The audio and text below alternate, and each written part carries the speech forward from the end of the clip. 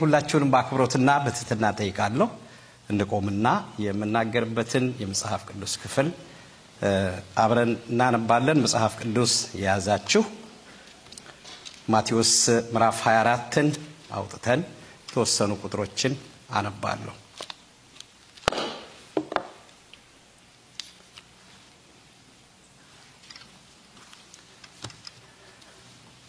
የማቴዎስ ወንጌል ምዕራፍ 24 ቁጥር 3 በጌታ በኢየሱስ ስም አነባለሁ። እርሱም በደብረ ዘይት ተቀምጦ ሳለ ደቀ መዛሙርቱ ለብቻቸው ወደርሱ ቀርበው ንገረን፣ ይህ መቼ ይሆናል? የመምጣትህና የዓለም መጨረሻ ምልክቱ ምንድነው? አሉት። ቁጥር 4 ኢየሱስም መልሶ እንዲህ አላቸው፣ ማንም እንዳያስታችሁ ተጠንቀቁ። ብዙዎች እኔ ክርስቶስ ነኝ እያሉ በስሜ ይመጣሉ፣ ብዙዎችንም ያስታሉ። ጦርንም የጦርን ሞሬ ተሰሙ ዘንድ አላችሁ፣ ይህ ሊሆን ግድ ነውና ተጠበቁ፣ አትደንግጡ። ዳሩ ግን መጨረሻው ገና ነው። ሕዝብ በሕዝብ ላይ መንግስትም በመንግስት ላይ ይነሳልና ረሃብና ቸነፈር የምድር መናወጥ በልዩ ልዩ ስፍራ ይሆናል። እነኚህ ሁሉ የምጥ ጣር መጀመሪያ ናቸው። ቁጥር 9 በዛን ጊዜ ለመከራ አሳልፈው ይሰጧችኋል፣ ይገድሏችሁማል። ስለ ስሜ በአሕዛብ ሁሉ የተጠላችሁ ትሆናላችሁ። ቁጥር 10 በዛን ጊዜ ብዙዎች ይሰናከላሉ፣ እርስ በርሳቸው አሳልፈው ይሰጣጣሉ፣ እርስ በርሳቸውም ይጣላሉ። ብዙ ሐሰተኞች ነቢያትም ይነሳሉ፣ ብዙዎችንም ያስታሉ። ከአመፃ ብዛት የተነሳ የብዙ ሰዎች ፍቅር ትቀዘቅዛለች። ቁጥር 13 እስከ መጨረሻው የሚጸና ግን እርሱ ይድናል። ቁጥር 14 ለአሕዛብም ሁሉ ምስክር እንዲሆን ይህ የመንግስት ወንጌል በዓለም ሁሉ ይሰበካል፣ በዛን ጊዜ መጨረሻው ይመጣል። አጭር ጸሎት እንጸልይ። አምላካችንና አባታችን ልዑል እግዚአብሔር ሆይ እናመሰግንሃለን፣ እናከብርሃለን። አንተ ታማኝ አምላክ ነህ። በመካከላችን በጸሎትም በአምልኮም ስለነበርክ፣ ስለዳሰስከን፣ ስለነካህን ክብር ሁሉ ለዘላለም ላንተ ይሁን። አሁን ደግሞ ሰማይና ምድር በተፈጠሩበት በማይሻረው ዘላለማዊ በሆነው ቃልህ በዚህ ከሰዓት በኋላ እንድትናገረን፣ የልብህን ሐሳብ እንድትመክረን፣ እንድታጫውተን እግዚአብሔር ሆይ ማናችንም በቃል ሳንነካ ቃል ሳያገኘን እንዳንወጣ እግዚአብሔር ሆይ በታላቅ አክብሮትና ትህትና ጠይቀሃለሁ። እኔም ባሪያህ ከሰጠኸኝ አንድም እንዳልጨምር ደግሞም እንዳልቀንስ እግዚአብሔር ሆይ ራሴንም አሳልፌ ላንተ ሰጣለሁ። ይህንን በደምህ የዋጀኸውን ሕዝብ የሞትክለትን ታላቅ ሕዝብም ልባቸው እንዲከፈት እግዚአብሔር ሆይ ያንተን ፍቃድ ማወቅ የሚችሉበት እግዚአብሔር አምላካችን ሆይ ማስተዋልና ጥበብ ጸጋንም ለሕዝብ እንዲሰጥ እጸልያለሁ። በሁሉ ግን ክብሩ ተመልሶ ላንተ ይሁን። ጌታ ሆይ አንተ ስትከብር እኛ ስንባረክ የማይወድ ያክፉ በናዝሬቱ በኢየሱስ ስም የታሰረ ይሁን። ታስሮ የሚመጣ ወደ ጥልቅ የእሳት ባህር ይግባ። በነገር ሁሉ ክብር ላንተ ይሁን፣ በጌታ በኢየሱስ ስም አሜን። እንቀመጣለን። እግዚአብሔር ይባርካችሁ። ሰሞኑን ጌታ ስለ የእግዚአብሔር ጸጋ ያስተማረን ነበር። አሁን ደግሞ ከዛሬ ጀምሮ በሚቀጥሉት እሁዶች ጌታ ቢፈቅድ ስለ ወንጌል እንማራለን። ጌታ እንደረዳን ማለት ነው። ያው ጸጋና ወንጌል የአንድ ሳንቲም ሁለት ገጽታዎች ናቸው። እግዚአብሔር የተባረከ ይሁን። ስለዚህ ስለ ርዕስ ለምትይዙ የመንግስቱ ወንጌል በሚል ርዕስ በተለይ ቅድም ያነበብኩትን ክፍል ቁጥር 14ን መነሻ አድርገን ከሱ ጋር የተያያዘ እንዲሁ በሚቀጥሉት እሁዶች እንመለከታለን። እግዚአብሔር የተባረከ ይሁን። ያው እንደምታውቁት ይሄ ዘመኑ የወንጌል ዘመን ነው። ሐዲስ ኪዳን በአጠቃላይ ሕግ የተሻረበት ወይም ደግሞ ሕግ የቀረበት ሕግ በወንጌል የተለወጠበት ነው።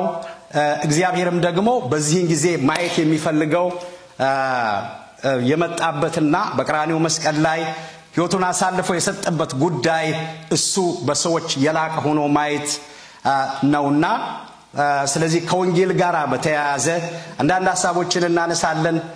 እኛ እዚህ ያለነው በሙሉ የወንጌል አማኞችና የወንጌል አገልጋዮች ነን አይደል? እግዚአብሔር ይባረክ። ካቶሊክ አይደለንም፣ ሌላም አይደለም። ስሙ ሲያሜው ትርጉም ስላለ ኦርቶዶክስም አይደለንም፣ ጆሆቫ ዊትነስ አይደለንም፣ ኦንሊ ጂሰስ አይደለንም።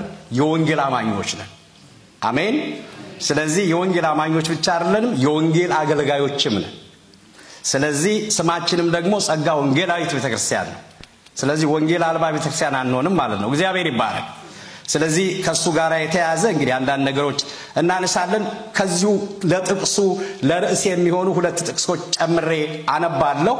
እነሱን አነብና ማነሳቸውን ሐሳቦች እንዲሁ ባጭሩ እነግራቸዋለሁ መጽሐፍ ለምትፈልጉ ማለት ነው። ማቴዎስ 24 እና ማቴዎስ 9 ላይ ይሄ ቃል ተደጋግሟል። ጌታችን ኢየሱስ ክርስቶስ ነው የተናገረው። ማቴዎስ 4 ቁጥር 23 ላይ ኢየሱስም በመኩራባቸው ያስተማረ የመንግስትንም ወንጌል እየሰበከ ይላል። ምዕራፍ 9 ቁጥር 35ም ኢየሱስም በመኩራባቸው ያስተማረ የመንግስትንም ወንጌል እየሰበከ ይላል። ስለዚህ የመንግስት ወንጌል በጣም ጌታ ኢየሱስ ይዞት የመጣ አጀንዳ ነው። ስንገባ እናየዋለን እና ማቴዎስ ወንጌል ላይ ተደጋግሞ የተነሳና ዋና ሐሳብ ነው የመንግስቱ ወንጌል። ስለዚህ ይሄንን በተመለከተ 5 ሐሳቦችን እናያለን በሚቀጥሉት እሁዶች። አንዱ ዛሬ ጌታ እንደረዳን ዓላማውና ትርጉሙን እናነሳለን። ወንጌል በዚህን ጊዜ መማር ለምን ፈለግን፣ ለምን ያስፈልጋል የሚለውን ለቤተ ክርስቲያናችን እሱን አነሳለሁ ባጭሩ ዓላማውንና ትርጉሙን። ሁለተኛ ላይ የመንግስት ወንጌል ብሎ ጌታ ኢየሱስ ክርስቶስ ያወጀውን እናነሳለን። ምንድነው ምን ለማለት ነው የሚለውን ይሄን እናነሳለን። ሶስተኛ ላይ በወንጌል የተገለጡ ዋና የእግዚአብሔር ሐሳቦች አሉ እና የእግዚአብሔር ሐሳቦች የእግዚአብሔር ዓላማዎች ፈቃዶች አሉ፣ እነሱን እናነሳለን። አራተኛ ላይ በወንጌል የመጡ በረከቶችና ውጤቶች አሉ፣ እነሱንም እንደዚሁ እናያለን። አምስተኛ ቅድም እንዳልኩት እኛ የወንጌል አማኞች ስለሆንን የወንጌል አማኞችና የወንጌል አገልጋዮች ዋና ኃላፊነቶች አሉ። እግዚአብሔር ከኛ የሚጠብቃቸው ነገሮች አሉ፣ እነሱን እንመለከታለን። ክብር ሁሉ ለእግዚአብሔር ይሁን። እንግዲህ የመጀመሪያው ቅድም እንዳልኩት ማቴዎስ ወንጌልን እንዲሁ ጠቅለል አርገን ብናየው የማቴዎስ ወንጌል የብሉይ ኪዳን ትንቢቶች ከተፈጸሙባቸውና በተለይ ዋና የብሉይ ኪዳንን የትንቢት ፍጻሜ ከሚያነሱ መጽሐፎች አንዱና ዋናው ነው የማቴዎስ ወንጌል። በሐዲስ ኪዳንም ከሐዋርያት ሥራ ቀጥሎ በጣም ረጅሙ ትልቅ ትንታኔ ያዘ መጽሐፍ ነው። ዮሐንስ ባጭሩ ኢየሱስ ክርስቶስ ተስፋ የተገባው ንጉስ ነው፣ የነገስታት ንጉስ ነው ብሎ ኢየሱስን ከፍ አድርጎ የሚያሳይ መጽሐፍ ነው። ክብር ለእግዚአብሔር ይሁን። ስለዚህ መጽሐፉ ላይ አሁን ቀደም ያነበብኩት ማቴዎስ 24 ጌታችን ኢየሱስ ክርስቶስ ሐዋርያት ተሰብስበው ሁለት ጥያቄ ጠየቁት። የጠየቁት ጥያቄ መቼ ትመጣለህ ነው። አንተ መቼ ትመጣለህ? እንደገና ደግሞ ይሄ ዓለም የምንኖርበት ዓለም መቼ ይጠቀለላል? መቼ ያበቃል? መቼ መጨረሻ ይሆናል? ብለው በጣም ወሳኝ የሆኑ ሁለት ጥያቄዎች ናቸው። በደብረ ዘይትም ተቀምጦ ሳለ ደቀ መዛሙርቱ ወደሱ ቀርበው ንገረን፣ ይህ መቼ ይሆናል? የመምጣትህና የዓለም መጨረሻ ምልክቱ ምንድነው አሉት ይላል። እና መቼ ትመጣለህ? እና መቼ እንጠብቅህ? እና አንተ መቼ ነው የምትገላግለን? ሁሉም የሚጠናቀቀው መቼ ነው? እና የዓለም የሚጠቀለለው መቼ ነው? ምናርፈው ከዚህ ከግርግሩ ከጩኸቱ ኃጢአት ከበዛበት ዓለም መቼ ነው ምናርፈው ብለው ሲጠይቁት እናያለን። ከዛ በኋላ ኢየሱስ ለጠየቁት ጥያቄ በማቴዎስ ወንጌል ላይ 5 ትልልቅ ትምህርቶች ኢየሱስ ክርስቶስ አስተምሯል። የመጀመሪያው ምዕራፍ 5 እስከ 7 ያለው የተራራው ስብከት ምንለው የተራራው ትምህርት ምንለው ነው። ሁለተኛው ምዕራፍ 10 ላይ ነው። ሶስተኛው ምዕራፍ 13፣ አራተኛው ምዕራፍ 18 ላይ፣ አምስተኛው ይሄ ነው። ምዕራፍ 24 እና ምዕራፍ 25ን ጌታችን ኢየሱስ ክርስቶስ ስለ ሁለቱ ጥያቄዎች ማብራሪያ የሰጠባቸው ምዕራፎች ናቸው። እና እሱ መቼ እንደሚመጣ ቀደም እህታችን ሴናን እንዳነበበችው እስከ ቁጥር 31 ስትሄዱ መቼ እንደሚመጣና ከመምጣቱ በፊት የሚታዩትን ምልክቶች ትንታኔ የሰጠበት ክፍል ነው። ምዕራፍ 25ም እንደዛው ማለት ነውና ዓለም ይጠቀለላል። ጌታ ኢየሱስ ተመልሶ ይመጣል። የምስራች ክብር ለእግዚአብሔር ይሁን። አሜን። የምናመልከው አምላክ ተመልሶ የሚመጣ አምላክ ነው። ጌታ ይመጣል። አሜን በሉ። ጌታ ኢየሱስ ተመልሶ ይመጣል። ያመለክነው የተከተልነው ያገለገልነው ጌታ ተመልሶ ይመጣል። አሜን። የምስራች ከዚህ በላይ ደስታ የለም። ኢየሱስ ይመጣል። አሜን። እስኪ አጨብጭቡ ለሰራዊት ጌታ ለእግዚአብሔር። ይመጣል ተመልሶ። እኛ የምናመልከው አምላክ ሙቶ የቀረ አይደለም፣ በሰማያት ከብሮ ያለ ጌታ ነው እና የሚመጣ አምላክ ነው። የምንጠብቀው ንጉስ አለን፣ የምንጠብቀው ሙሽራ አለን። ስለዚህ ጌታ ኢየሱስ ክርስቶስ ካነሳቸው ከመምጣቱ ጋር በተያያዘ ብዙ ነገሮች ቅድም ያነበብኳቸውንም ሌሎችንም ቀጥሎ አነሳና ካነሳቸው ከመምጣቱ በፊት ከሚደረጉ ትልልቅና ዋና ነገሮች አንዱ ብሎ ያስቀመጠው ይሄ የመንግስት ወንጌል በዓለም ሁሉ ይሰበካል አላቸው። እግዚአብሔር ይባረክ። አሜን። ይሄ የመንግስት ወንጌል ነው። ክብር ለእግዚአብሔር ይሁን። የነገስታት ንጉስ የጌቶች ጌታ የልዑል እግዚአብሔር ድምጽ ነው። ከአጥናፍ እስከ አጥናፍ ከዓለም እስከ ዓለም ከፀሐይ መውጫ እስከ መጥለቂያዋ ድረስ በሰማይና በምድር ፍጥረት ሁሉ እየሰማ ይሄ ይነገራል። ክብር ለእግዚአብሔር ይሁን። እና ከመምጣቴ በፊት አንዱ ምልክት ይሄ የመንግስት ወንጌል በዓለም ሁሉ ይሰበካል አላቸው። ስለዚህ አሁን ባለንበት ዘመን ብዙ መስቀልቅል ያለ ነገር እንዳለ ለናንተ መንገር ለቀባሪው ማርዳት ነው። ብዙ ነገር ቀደምም እንዳነበብኳቸው እየሆነ ያለበት ነው። መፍትሄው ግን ወንጌል ነው። እግዚአብሔር ይባረክ። ለብዙ ነገሮች መልስ ላናገኝ እንችላለን። ወንጌል ግን ለሁሉ መልስ አለው፣ መፍትሄ አለው። አሜን። ወንጌል የማይፈታው እንቆቅልሽ፣ የማይመልሰው ጥያቄ፣ የማይንደው ተራራ፣ የማያፈርሰው ግንብ የለም። ክብር ለእግዚአብሔር ይሁን። ወንጌል ሁሉን ይፈታል። ስለዚህ ብዙ መልሶች አሉት ወንጌል ውስጥ ነው። ስለዚህ ስለ ወንጌል እንግዲህ ስናስብ ለምንድነው ወንጌል በዚህን ሰዓት የምንማረው ለሚለው 4-5 ነጥቦችን ፈጠን ብዬ አነሳለሁ። ወንጌል የምናነሳበት ዓላማ አሁን በዚህን ጊዜ በዚህ ዘመን በ21ኛው መቶ ክፍለ ዘመን በጸጋ ወንጌላች ቤተክርስቲያን ዛሬ ባለው እሁድና በሚቀጥሉት ወይም አሁን በዚህ ክፉ በሆነው ዘመን ወንጌል አንስተን ማሰባችን፣ ማውራታችን፣ መማራችን የሚያስፈልግባቸውን 4-5 ምክንያቶች ባጭሩ አነሳለሁ። የመጀመሪያው የእግዚአብሔርን ጥልቅ የሆነ ዘላለማዊ ፍቅር ለማሰብና ለመሞላት ነው። ዘላለማዊ የሆነ በሰው አይምሮ ሊገመት የማይችል የተገለጠ መለኮታዊ ፍቅር አለ። እግዚአብሔር ይባረክ። አሜን። እሱን ለማሰብ ነው። እሱን ስናስብ እንቆማለን። እግዚአብሔር ይባረክ። እሱን ስናይ ሲገባን በምን አይነት ፍቅር ጌታ እንደወደደን ስንረዳ ያን ጊዜ ማምለክ እንችላለን፣ መከተል እንችላለን፣ ማምለክ እንችላለን፣ መኖር እንችላለን። እና ጥልቅ በሆነ ዘላለማዊ ፍቅር የተወደደ ሰዎች ነን። እና የእግዚአብሔር ፍቅር የሰው አይምሮ ሊገልጸው ሊተነትነው ከሚችለው በላይ ጥልቅ ስለሆነ ያንን የሚነግረን ወንጌል ነው። እግዚአብሔር ይባረክ። እንዲሁ ይላል ስለወደዳቸው ይላል። እግዚአብሔር ይባረክ። እንዲሁ በነፃ ወንጌል አራቱንም ወንጌሎች ጨምቀን ነው የምናየው። ሁሉም ላይ ስትሄዱ ኢየሱስ ክርስቶስ በቀራንዮ መስቀል ላይ አንድና ውድ ሕይወቱን ስለኔና ስለናንተ ሰጠ ይላል። እና እኔና እናንተ በመስቀል ላይ የሥላሴዎች አካል አንዱ የሆነው ኢየሱስ ክርስቶስ ነፍሱን የሰጠን ሰዎች ነን ስለወደደን።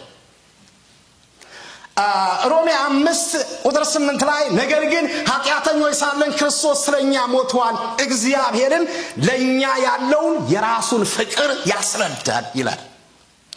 መቼ ነው የሞተልን? ኃጢአተኞች ሳለን በደለኞች ሳለን የማንፈልግ የማንጠቅም የማንረባ ሳለን ምንም እዚህ ግባ የሚባል ነገር ሳይኖረን በበደላችንና በኃጢአታችን ሙታን በነበርንበት ጊዜ ኢየሱስ ክርስቶስ ስለ በደላችን ስለ ኃጢአታችን ሞተልን ይላል። እግዚአብሔር ይባረክ። አሜን። ክፍሉን ወደም ስታነቡ ስለ ጻድቅ ሰው የሚሞት ሰው ሊገኝ ይችላል ምናልባት ተፈልጎ በጭንቅ ይላል። ግን ለኃጢአተኛ ለበደለኛ ሰው እግዚአብሔር ይባረክ የምስራች እግዚአብሔር ይወዳቸዋል። ዛሬ አንዱ መልእክቴ በምንም ውስጥ ሆኖ ብቸኛ ሆኖ የእግዚአብሔር ፍቅር ለእናንተ ዘላለማዊ ነው። ለምን? ኤርምያስ ምዕራፍ 31:8 እንዲህ ይላል እግዚአብሔርም ከሩቅ ተገለጠልኝ እንዲህ አለኝ በዘላለም ፍቅር ወድጄሻለሁ ይላል። ክብር ለእግዚአብሔር ይሁን። እግዚአብሔር በዘላለም ፍቅሩ ወዷቸዋል አይለወጥም። ወንጌል ያንን ያረጋግጥልናል። ወንጌል እግዚአብሔር እኛን እንደወደደን የምንራረጋግጥበት መስመርና መንገድ ነው። እግዚአብሔር ይባረክ። እግዚአብሔር ወዶናል በዘላለም ፍቅሩ ወዶናል ይላል። ኤፌሶን ምዕራፍ 3:18 እና 19 ከቅዱሳን ጋር ስፋቱና ርዝመቱ ከፍታውና ጥልቀቱ ምን ያህል መሆኑን ለማስተዋል ከመታወቅ የሚያልፈውን የክርስቶስ ፍቅር ለማወቅ ትበረቱ ዘንድ እስከ እግዚአብሔርም ፍጹም ሙላት ደርሳችሁ ትሞሉ ዘንድ ይላል። በማን? በክርስቶስ ፍቅር በዚህ በዘላለማዊ በመስቀል ላይ በገለጠልን ፍቅር ይሄን አውቃችሁ ስፋቱ ይላል ርዝመቱ ይላል ከፍታው ይላል ጥልቀቱ ይላል። ብዙ ጊዜ እንማረዋለን። የሰው አይምሮ ሊገልጸው ከሚችለው በላይ በእግዚአብሔር ፍቅር ተበረቱና ተሞሉ ዘንድ ይላል። እና የእግዚአብሔር ፍቅር ጥልቅ ነው ግን እንድንሞላበት እግዚአብሔር ይፈልጋል። እና ወንጌል እግዚአብሔር በጥልቅ ፍቅር እንደወደደን ይነግረናል። ስለዚህ ይሄን ለማሰብ ነው። እና እንደተወደዳችሁ ስታውቁ ሰው እንደተጠላ ሰው እንደማይወደው ሰው ያንን ሲቀበል መኖር ይጠላል። ዓለም በቃ ምን በቃኝ ይላል። ራሱን ለማጥፋት ሁሉ ሰዎች ራሳቸውን የሚያጠፉት ሰው እንደማይቀበላቸው እንደማይወዳቸው ራሳቸውን ሲያሳምኑ ነው። ብዙ ሰዎች ራሳቸውን ሲያጠፉ አይታችኋል ብዬ አስባለሁ። ዲፕሬሽን ውስጥ ይገባሉ። በቃ ራሳቸውን ይጠላሉ በብዙ ነገር ውስጥ። ግን አንድ ሰው እግዚአብሔር እንደሚወደው ካወቀ ፍቅሩ ደግሞ በሕይወት እንደተገለጠለት ካወቀ ኢየሱስ ክርስቶስ በቀራንዮ መስቀል ላይ እንደሞተለት ካወቀ መኖር ይጀምራል። ክብር ለእግዚአብሔር ይሁን። ስለዚህ መኖር የምትጀምሩት እግዚአብሔር እንደወደዳችሁ ስታውቁ ነው። ለዚህ ነው እግዚአብሔር ቃል በእግዚአብሔር የተወደደ በእርሱ ዘንድ ተማምኖ ይኖራል ይላል። ቀኑን ሙሉ ይጋርደዋል በትከሻው መካከል ያድራል ይላል። ክብር ለእግዚአብሔር ይሁን። እስኪ በእግዚአብሔር የተወደደ ሰው ለጌታ ያጨበጭባል። ጌታ ይባረክ። በእግዚአብሔር የተወደደ በእርሱ ዘንድ ተማምኖ ይኖራል ይላል። ስለዚህ በእግዚአብሔር ፍቅር እንድንሞላ እሱን እንድናስብ ፍቅሩ እስከ መስቀል እንደሆነ እወድሻለሁ እወድሃለሁ በሚል ብቻ አይደለም እስከ መስቀል ሞት የወሰደው የኔና የናንተ ጥልቅ ፍቅር ነው። ና ዘፍጥረት 3 ላይ ነው የጀመረው። ብሉይ ኪዳንን 9 ምዕራፍ በሙሉ ስትጨምቀው እግዚአብሔር እየፈለገ የነበረው አንድ ነገር ሰው ብቻ ነው። ያዳምን ልጆች እየተከታተለ በብዙ መልኩ የዕብራውያን ጻፊም የሚነግረን ያንን ነው። በብዙ አይነት ጎዳናና መንገድ አባቶቻችን ተናግሮ አሁን በመጨረሻው ዘመን በልጁ በእኛ ተናገረን ያለ በልጁ በኩል ልጁ መጣ ስለኛ በቀራንዮ መስቀል ላይ ሞተ። መጽሐፍ በደንብ ስታጠኑ ስለኛ ይላል። ጌታ ይባረክ። አሜን። ስለኛ መጣ ይላል። ስለኛ ተሰቃየ፣ ስለኛ ሞተ፣ ስለኛ ሄደ፣ ስለኛ ደግሞ ይመጣል። ክብር ለእግዚአብሔር ይሁን። በእግዚአብሔር የተወደዳችሁ ናችሁ። አዋጅ ነግራቸዋል። እግዚአብሔር ይወዳቸዋል። እግዚአብሔር ይወደኛል ብሎ አንድ ጊዜ እግዚአብሔር ይወዳቸዋል። በእግዚአብሔር የተወደዳችሁ ናችሁ። ወንጌል ያንን ያረጋግጥልናል። እንዴት ነው የሚወደኝ እንዳትሉ እንዴት ወደድከኝ እንዳትሉ መስቀል ላይ ሕይወቱን ሰጥቶላቸዋል። ክብር ለእግዚአብሔር ይሁን። አንድ ሕይወቱን ሰጥቷቸዋል። ጌታ የሞተልሽ ነሽ አንተ ጌታ የሞተልህ ነህ። እስኪ ክርስቶስ ሞቶልኛል ብሉ ለራሳችሁ። ክርስቶስ የሞተላችሁ ናችሁ። ጌታ ሕይወቱን አሳልፎ ሰጥቷቸዋልና ወንጌል የምንማርበት አንዱ ዓላማ ፍቅሩን ለማሰብ ነው። ያንን ስናስብ መኖር እንጀምራለን። ክብር ለእግዚአብሔር ይሁን። አንዳንድ ጊዜ ብቸኛ ስትሆኑ ይሄ ቃል ይመጣባችኋል። እግዚአብሔር ከእናንተ ጋር ነው። ለምን? ስለሚወዳችሁ ማለት ነው። ክብር ለእግዚአብሔር ይሁን። ስለዚህ እግዚአብሔር ስለሚወዳችሁ ውድ ፍቅሩን ደግሞ መስቀል ላይ ስለገለጸላችሁ መኖር ተስፋችሁ መለምለም ይጀምራልና ወንጌል የምንማርበት ዓላማ የክርስቶስን ፍቅር ለማሰብና በዛ ለመሞላት ነው። አንዱ። ሁለተኛው የፍርድና ፍጻሜ እንዳለ ለማስታወስ ነው። በደንብ ስሙኝ። ፍርድ አለ። እግዚአብሔር ፍቅር ነው ብቻ አይልም። መጽሐፍ ቅዱስ ፈራጅ አምላክ ነው ይላል። ና ፍርድ አለ። ዓለም ትጠቀለላለች። ቅድም ጌታም ለደቀ መዛሙርቱ ሲመልስ እንዳያችሁ ይመጣል መጨረሻው። ሰማይ ምድር ይጠቀለላሉ። አዲስ ሰማይና አዲስ ምድር ይመጣል። እኛ እናረጃለን። የሰው ክብሩ እንደ አበባ ነው። እድሜው ሁሉ እንደ ጤዛ ነው። ይጠፋል። ሁሉ ይጠቀለላል። ና ፍርድ አለ። ፈራጅ አለ። ፍርድ አለ። የፍርድ ቀን አለ። ስለዚህ በጥንቃቄ ደግሞ በፍቅሩ እየለመለምን እየኖርን ጥንቃቄ አድርገን እንድንኖር ወንጌል ያስተምረናል። ጌታ ኢየሱስ ክርስቶስ ራሱ ነው በማርቆስ ወንጌል 9:41 ላይ እስከ 48 ያለውን ስታነቡ እንደዚህ ይላል። ትሉ የማይሞትበት እሳቱ የማይጠፋበት ገሃነም አለ ብሎ አስተምሯል። ገሃነም እሳት አለ፣ ፍርድ አለ ብሎ ያስተማረው ኢየሱስ ክርስቶስ ነው። ፍርድ አለ። ሐዋርያት ሥራ ምዕራፍ 17 እንደምታውቁት ቁጥር 30 እና 31 ላይ ቀን ቀጥሯል ይላል። የቀጠሮ ቀን አለ። ምንድን ነው የቀጠሮ ቀን ስትሉ ሁሉ የሚፈረድበት ማለት ነው። እስከ ስራው የሚቀርብበት አለ። መጽሐፍ ቅዱስ እንደሚነግረን የዚህ ዓለም ገዢ ብዙዎችን ያዋረደ ብዙዎችን የገደለ ሰይጣን ተፈርዶበታል ይላል።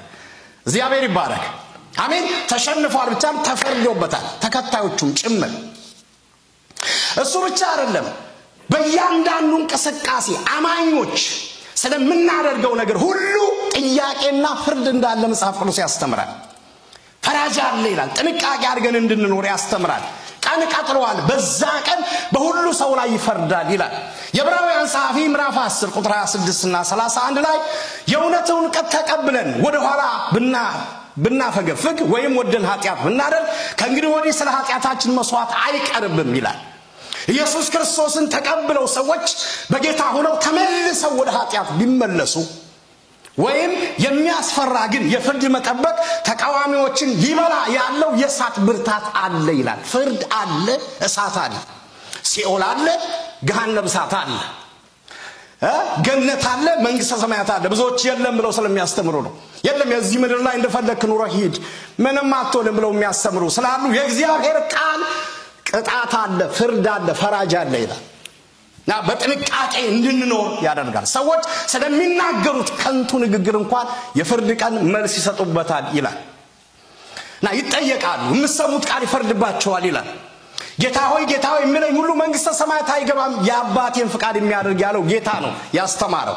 ና በፍርድ ቀን ጌታ በንጹህ ዙፋን ላይ እንደሚቀመጥ ወንጌል በግልጽ ያስተምረናል። ና በጥንቃቄ እንድንኖር ያደርጋል ማለት ነው። የሙሴን ሕግ የናቀ ሰው ይላል የዕብራውያን ጸሐፊ 2 እና 3 ሰው ቢመሰክሩበት ያለ ርህራሄ በድንጋይ ተወግሮ ይገደል ይላል። ነገር ግን የእግዚአብሔር ልጅ የረገጠ 3 ነገር ነው የሚናገረው። የእግዚአብሔር ልጅ የረገጠ ኢየሱስን አልፈልግም ያለ ማለት ነው። የተቀደሰበትን የኪዳኑን ደም እንደ ርኩስ ነገር የቆጠረ የክርስቶስን ደም ያክፋፋ በሌላ ነገር የቀየረ የሸቃቀጠ የክርስቶስን ደም የረገጠ ኢየሱስን የገፋ ይላል። የብቻ አይደለም የጸጋው መንፈስ ደግሞ ያክፋፋ ይላል። የመንፈስ ቅዱስን ሥራ የሚንቅ የሚያጥላላ መንፈሳዊ ነገር የሚገፋ ሰው ይላል እንዴት ይልቅ የባሰ ቅጣት አይደርስበትም ይላልና ፍርድ አለ ይላል። ወንጌል ፍርድ እንዳለ ያሳስበናልና ስንኖር በፍቅሩ ፍርድም እንዳለ ፈራጅም እንዳለ ቀንም እንዳለ በጥንቃቄ እንድንኖር ያስተምረናል። በቀሌኔ ነው እኔ ብድራትን መልሳለሁ ያለው እናውቃለንና ጌታ በሕዝቡ ይፈርዳል ይላል። በሕያው እግዚአብሔር እጅ መውደቅ የሚያስፈራ ነው ይላል። እና ወንጌል የክርስቶስ ዘላለማዊ ፍቅር ያኖረናል ብቻ ሳይሆን በእያንዳንዱ እንቅስቃሴ በአስተሳሰብ በንግግርና በተግባር ፍርድ እንዳለ ያስተምረናል። ስለዚህ እንማራለን ተጠንቅቀን እንድንኖር ማለት ነው። ሶስተኛ የምናነሳውና የምንማርበት ዓላማ እግዚአብሔር በደንብ ስሙኝ ቃል ኪዳን የሚሰጥ ቃል ኪዳን የሚጠብቅና ቃል ኪዳን የሚፈጽም አምላክ መሆኑን ወንጌል ያረጋግጥልናል። ክብር ለእግዚአብሔር ይሁን። አሜን። እግዚአብሔር ቃል ኪዳን የሚገባ አምላክ ነው። ቃል ይገባል። ቃል ኪዳን የሚሰጥ አምላክ ነው ከራሱ ተነስቶ። ክብር ለኢየሱስ ይሁን። አሜን። እሱ ብቻ አይደለም የገባውን ኪዳን ይጠብቃል። በቃ ይጠብቃል፣ እየተከታተለ ይጠብቃል። መጠበቅ ብቻ አይደለም ይፈጽማል። ሐዲስ ኪዳን የምታዩት ትምህርት ይሄ ነው። ና ብሉይ ኪዳን በሙሉ ስታዩ እግዚአብሔር እሰጣለሁ፣ አደርጋለሁ፣ ይሄን አደርጋለሁ እያለ የገባ ተስፋ ናቸው። ነቢያቶች በሏቸው፣ ነገስታት፣ በመላእክት እየተገለጠ ራሱ እግዚአብሔር የገባቸው በሙሉ ኪዳኖች ሐዲስ ኪዳን ላይ በሙሉ የተፈጸሙ ናቸው። ከነኚህ ትልልቆቹ ሁለቱን ባነሳላችሁ አንዱ ኢየሱስ ነው። እግዚአብሔር ይባረክ። አሜን። እግዚአብሔር ትልቁ የገባው ተስፋና የፈጸመው ስጦታ ኢየሱስ ነው። ከኢየሱስ የበለጠ ስጦታ የለም። አሜን። ክብር ለእግዚአብሔር ይሁን። ኢየሱስ ትልቅ ስጦታችን ነው። ክብር ለእግዚአብሔር ይሁን። አሜን። እስኪ ኢየሱስ ያለው ሰው ያጨበጭባል ለጌታ። ትልቁ ስጦታችን ማቴዎስ ወንጌል ምዕራፍ 2 ቁጥር 23 እነሆ ድንግል ትጸንሳለች፣ ልጅ ትወልዳለች፣ ስሙን አማኑኤል ይሉታል የተባለው ይፈጸም ዘንድ ይህ ሁሉ ሆኗል ይልና ትርጓሜው እግዚአብሔር ከኛ ጋር የሚል ነው ይላል። ይሄ በኢሳይያስ ነው የተነገረው። በዘመኑ መጨረሻ ላይ ከ700 ዓመት በፊት ድንግል ትጸንሳለች፣ ልክ አዲሱን ቃል ኪዳን እገባለሁ ብሎ እንደተናገረው ለሕዝቡ ለእስራኤል ለልጆቹ ላመኑት ስጋ ለብሼ እመጣለሁ ከዘፍጥረት 3 ላይ ሰይጣንን ጭንቅላቱን እንደምንረግጥ ከተነገረበት ጊዜ ጀምሮ ጠብቆ ገብቶ እግዚአብሔር የገባውን ተስፋ አክብሮ አምላክ ሰው ሆነ። አሜን። ሰው መሆን ብቻ ነው፣ በእኛ አደረ፣ አብሮን ሆነ፣ አማኑኤል ሆነልን። ክብር ለእግዚአብሔር ይሁን። ከሰማይ መጣና በእኔና በእናንተ አደረ፣ በአንቺ አደረ፣ በእኔ አደረ፣ አብሮን ሆነ፣ ወረሰን፣ ገባብን፣ መንፈሱ ገባብን። እግዚአብሔር ካንቺ ጋር አለ። አሜን በይ። ካንተ ጋር አለ፣ ከኔ ጋር አለ፣ ከኛ ጋር አለ። እግዚአብሔር አማኑኤል ከሁላችን ጋር አለ። መጣ፣ ተናገረ፣ መጣ። ከዚህ የበለጠ ስጦታ የለም። ክብር ስጡ ለዚህ ጌታ። ከዚህ የበለጠ ስጦታ የለም። የእግዚአብሔር ትልቅ ስጦታ ኢየሱስ ነው። ኢየሱስን የሚተካ የለም። ኢየሱስ ያለው ሰው ሁሉ ነገር አለው። ኢየሱስ ሙሉ ጌታ ነው። እመጣለሁ አለ፣ መጣ። መጣና መርገማችንን ሁሉ አስወገደው። እሱ ብቻ አይደለም፣ እንደምታውቁት መንፈሴን እሰጣለሁ አለ። አይደል? በመጨረሻው ዘመን ስጋ በለበሰ ላይ ሁሉ መንፈሴን አፈሳለሁ ብሎ ገባ። እንደተናገረው ቃል እንደዛው መንፈስ ቅዱስ መጣ። አሁን የሚያስተምረን እሱ ነው፣ የሚያረሰርሰን እሱ ነው፣ የሚያዘምረን እሱ ነው፣ የሚያሰብከን እሱ ነው። የዘመኑ ጌታ መንፈስ ቅዱስ ነው። ሃሌሉያ! እስኪ ለጌታ መንፈስ ቅዱስ እልልታ ጭብጨባ። ስለሚገባው ይገባዋል፣ ስለሚገባው ነው። ክብር ለኢየሱስ ይሁን። የዘመኑ ባለቤት መንፈስ ቅዱስ ነው። እሰጣለሁ አለ፣ መንፈስ ቅዱስን ሰጠ። ሐዋርያት ሥራ ምዕራፍ 13:23 ላይ ከዚህ ሰው ዘር እግዚአብሔር እንደ ተስፋ ቃሉ ለእስራኤል መድኃኒት እርሱንም ኢየሱስን አመጣ ይላል። እንደምኑ? እንደ ተስፋ ቃሉ እንደተናገረው አንድም ሳይቀር። እግዚአብሔር ይባረክ። አሜን አሜን። እንደተናገረው እንደ ተስፋ ቃሉ ከዚህ ሰው ዘር ከዳዊት ዘር እንደተናገረው ኢየሱስ መጣ። አሜን። እግዚአብሔር ትልቅ ስጦታ ለኛ የሰጠው ኢየሱስን ነው፣ ደግሞ መንፈስ ቅዱስን ነው። እግዚአብሔር የቃል ኪዳን አምላክ ነው። ምን ተናግሯቸዋል? ስለዚህ ኢየሱስን የሰጠን ሌላ ሊከለክለን አይችልም። ክብር ለእግዚአብሔር ይሁን። አሜን። ራሱን ከሰጠን ሌላ ላይሰጠን አይችልም። እግዚአብሔር ታማኝ አምላክ ነው። ብዙ አይታችሁ ሊሆን ይችላል። እኔ እንደ አገልጋይ ላረጋግጥላችሁ የምወደው አንድ ነገር እግዚአብሔር ለቃሉ የታመነ ነው። አሜን። የታመነ ነው። ሰማይ ዝቅ መሬት ከፍ ይላል። እግዚአብሔር የተናገረውን የሚፈጽም አምላክ ነው። አሜን። እግዚአብሔር ታማኝ ነው በሉ። አንድ ጊዜ ተናገሩ፣ ታማኝ ነው በሉ። እግዚአብሔር ታማኝ ነው። አዋጅ ለአንድ ሰው እናገራለሁ፣ ታማኝ ነው። አደርጋለሁ ያለውን ያደርጋል፣ አለ ይሰማል፣ አልሞተም ይናገራል። እግዚአብሔር ታማኝ አምላክ ነው። እስኪ ታማኝ ነው በሉ አንድ ጊዜ። እግዚአብሔር ታማኝ ነው። ለቤተ ክርስቲያናችን ታማኝ ነው። ለአገልጋዮች ታማኝ ነው። ለተከተሉት ሁሉ ታማኝ ነው። ምን ተናግሯቸዋል? ሕያው እግዚአብሔር ምስክሬ ነው፣ የማይጠቅማችሁ ካልሆነ በስተቀር እግዚአብሔር ይፈጽመዋል። አሜን በሉ። ከጌታ የበለጠ ነገር የለማ። ስለዚህ አንዱ የምስራች ይዤላችሁ የመጣው ዛሬ ወንጌል የምንማርበት ያረጋገጠልን እግዚአብሔር ቃል ይሰጣል፣ ያን ይጠብቃል፣ ደግሞ ይፈጽማል። ፈጽሞ አሳይቶናል። ታማኝ ነው። እግዚአብሔር ታማኝ ነው የምትሉ አጨብጭቡ ለሰራዊት ጌታ ለእግዚአብሔር። ታማኝ ነው፣ ታማኝ ነው ጌታ። እኛንን ማንታመኑ ቦታ ምንለቀው ማንገና ብዙ ጊዜ ሐሳባችን ምንቀያየረው እኛንን። እሱ ዛው ነው። ዙራችሁ ስትመጡ ዛው ነው። ያው ነው እግዚአብሔር። አይለወጥ፣ መለዋወጥ የለበት። አይሞት፣ አይቀየር፣ አይፈራ፣ ስጋት የለበት። እግዚአብሔር ይባረክ።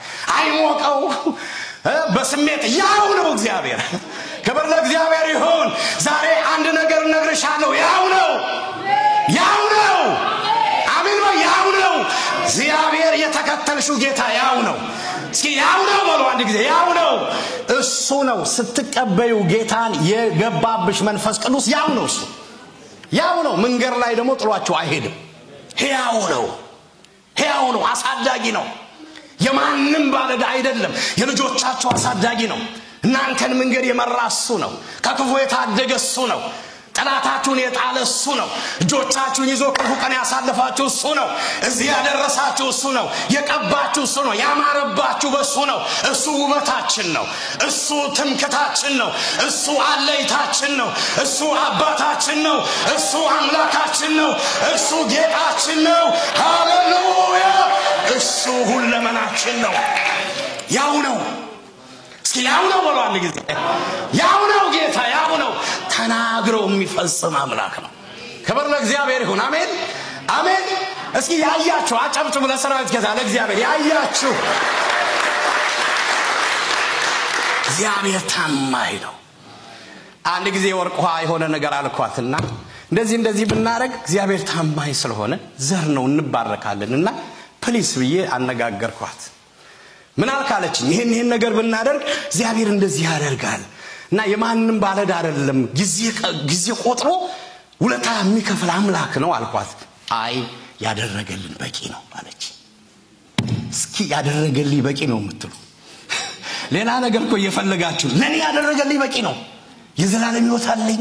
ክብር ለእግዚአብሔር ይሁን። አሜን።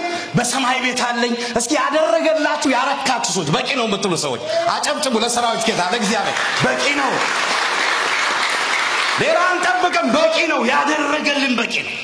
ክብር ለእግዚአብሔር። ከሞት አምልጠናል፣ ከኃጢአት አምልጠናል፣ ጨለማችን ተገፏል፣ የሱ ሆነናል። አሜን። ያደረገልን በቂ ነው።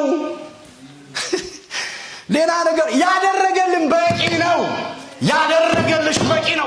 አይኖችሽ ተከፍቶ ብትመለከቺ ከልጅነትሽ ጀምሮ የመራሽ እጆችሽን ይዞ ክፉ ቀን ያሳለፈሽ በጽድቅ የተከራከረና የፈረደልሽ የተቆፈሩ ጉድጓዶችሽን የደፈነ የተዋጋና የተከራከረ እዚህ ያደረሰሽ የሰራዊት ጌታ እግዚአብሔር ነው።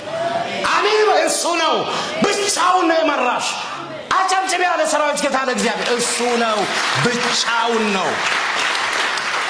ስለዚህ ወንጌል የምንማርበት ትልቁ ነገር እግዚአብሔር ቃል ኪዳን አክባሪ አምላክ ስለሆነ እሱን ለማስታወስ ነው። ይሄ እምነታችንን ይጨምራል። አሜን፣ አሜን። እንዳንደክም ያደርጋል፣ ጉልበት ይጨምራል። ስለዚህ እግዚአብሔር ቃል ኪዳን ይገባል፣ የገባውን ይጠብቃል፣ እሱን ይፈጽማል። አሜን፣ አሜን። እንደ ግል እንደ ቤተሰብ ደግሞ እንደ ቤተክርስቲያን አንድ ነገር ልንገራችሁ በትህትናና በአክብሮት። ትልቁ እኛ ክርስቲያኖች ወይም ደግሞ የጴንጤዎች ልበል ነው ወንጌል አማኞች የምንሸወደው አበበ የእግዚአብሔር እንጀራ ልጅ ከበደ ደግሞ ልጅ አድርጋችሁ ምስሉ ሰዎች በጣም በትህትና ጠይቃቸዋል። ሁላችን የእግዚአብሔር ልጆች ነን። ክብር ለእግዚአብሔር ይሁን። አሜን። ለኔ የሚሆነው ላንተ ይሆናል። ክብር ለእግዚአብሔር ይሁን። አሜን። እንጀራ ልጅ የለውም። ሁላችን የሱ ልጆች ነን። ክብር ለእግዚአብሔር። እግዚአብሔር ያስብልናል እና የተናገራችሁን የሚፈጽም አምላክ መሆኑን ምናረጋግጠው በወንጌል ነው። እንዴት?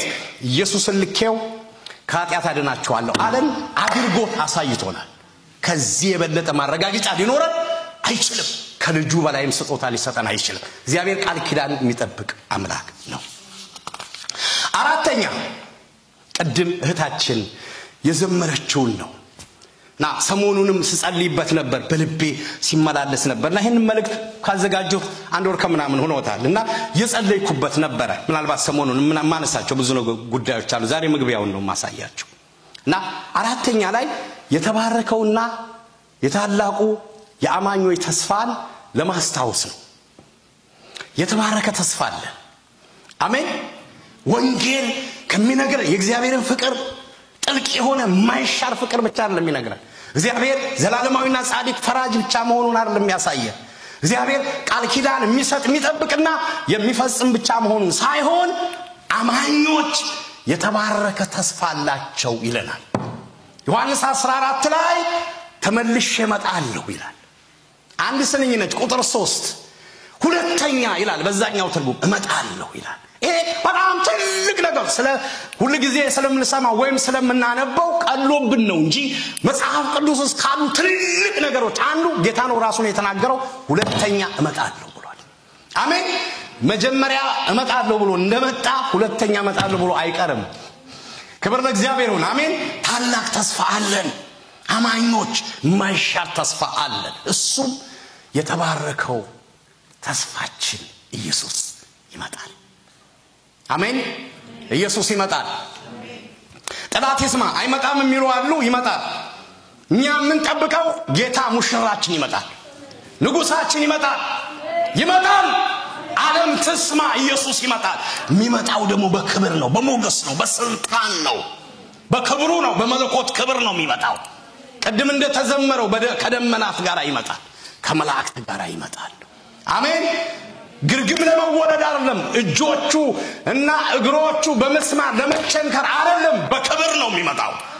በግርማ ነው የሚመጣው በሞገስ ነው የሚመጣው በኃይል ነው የሚመጣው እስከ ሙሉ ግርማው ይመጣል በመላእክት ታጅቦ በሰማያት ላይ ነው ተሆኖ ይመጣል በክብር እሱ የኛ አምላክ ነው አሜን የኛ አምላክ ነው ሞቶ ያልቀረ በክብር የተነሳ ጠላትም ወዳጅም ያየው ከፍ ብሎ ያረገ በአብ ቀኝ ያለ በሰማይ ቤት የሚሰራልን የናዝሬቱ ኢየሱስ ተመልሶ ይመጣል አዋጅ አዋጅ አዋጅ አዋጅ የናዝሬቱ ኢየሱስ ተመልሶ ይመጣል አሜን ብሎ ይመጣል ተመልሶ በክብርና በግርማ ተመልሶ ይመጣል ማራናታ በሉ እስኪ አንዴ ማራናታ በሉ ማራናታ ተመልሶ ይመጣል የዮሐንስ ራእይ ምዕራፍ 22 ቁጥር 17 ላይ መንፈሱና ሙሽራቱ ና ይላሉ ይሄንን ቃል ከዚህ በፊት አንስቻለሁ ታሳውሳላችሁ ሁለቱም አንዱ የዚህ ዘመን ድምጽ የቤተክርስቲያን ድምጽ መንፈስ ቅዱስ ምን ይላል አሁን ድምጹ ምንድነው ስትሉ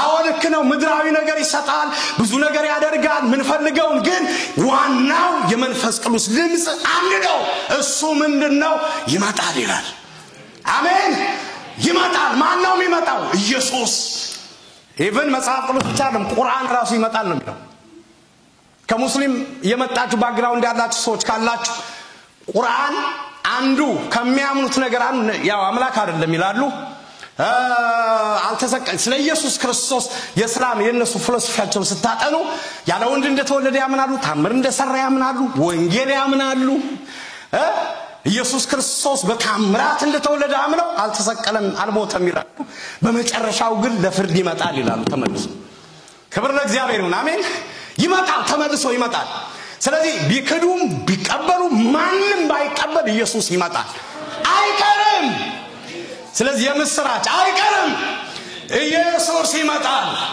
አሜን ያመለክነውና የተከተልነው ያገለገልነው ጌታ የሰጠን ትልቅ ተስፋ ተመልሼ እመጣለሁ ይላል አሜን አሜን ማራናታ የምንጠብቀው ተስፋችን ተመልሶ ይመጣል ስለዚህ መንፈስ ቅዱስ ምን ይላል ና ኢየሱስ የናዝሬቱ ጌታ ውዳችን ና ይላል እሱ ብቻ አይደለም ሙሽራይቱ ቤተክርስቲያን ቅድስት ሙሽራውን የምትጠብቀው ቤተክርስቲያን ና ትላለች ይላል እግዚአብሔር ይባረክ ስለዚህ የጸጋ ወንጌላዊት ቤተክርስቲያን ድምጽ ይሄ ነው ሙሽራው ና ትላላችሁ ወይ ና ትላላችሁ ወይ ኢየሱስ ተመልሶ ይመጣል ና በሉት አሜን ና ይመጣል ዛሬ ማታም አንቺ ቤት ይመጣል አሜን ወይ ከጠበቅሽ ይመጣል እንግዳ ሆኖ ይመጣል ቤት ተመጣለ እንዳትዩ በሩም ብዘጊ እሱ በጣሪያው ወርዶ ይመጣል ቤትም ይመጣል መንፈስ ነው ይመጣል ክብር ለእግዚአብሔር ይሁን ሙሽራይቱና መንፈሱ ና ይላሉ እኛም ሁላችን ና እንበል የሚሰማ ሁሉ ይሄንን ና ይበል ቁጥር እታች መጨረሻው ቁጥር ላይ እንደዚህ ይላል አሜን ጌታ ኢየሱስ ሆይ ና ይላል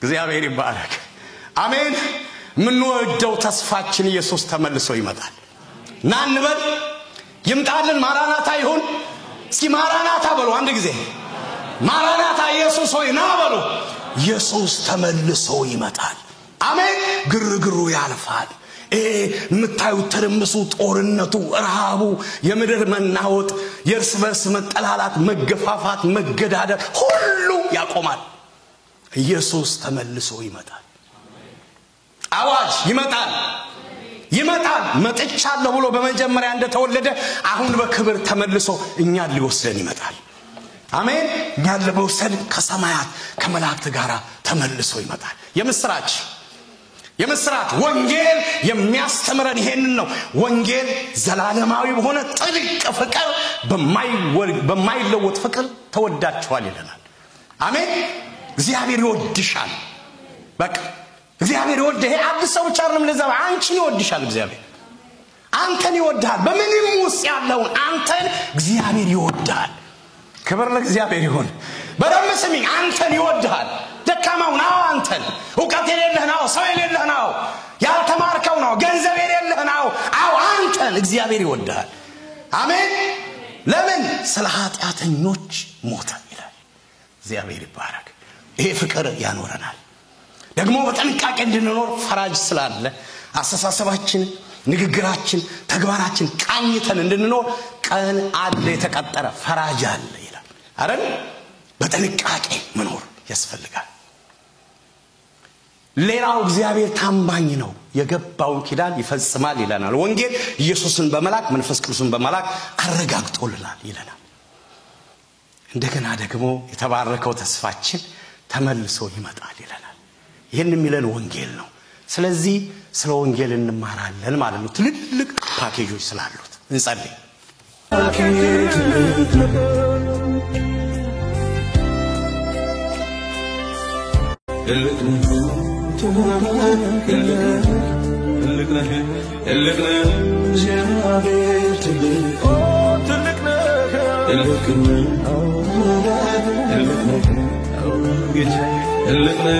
I can't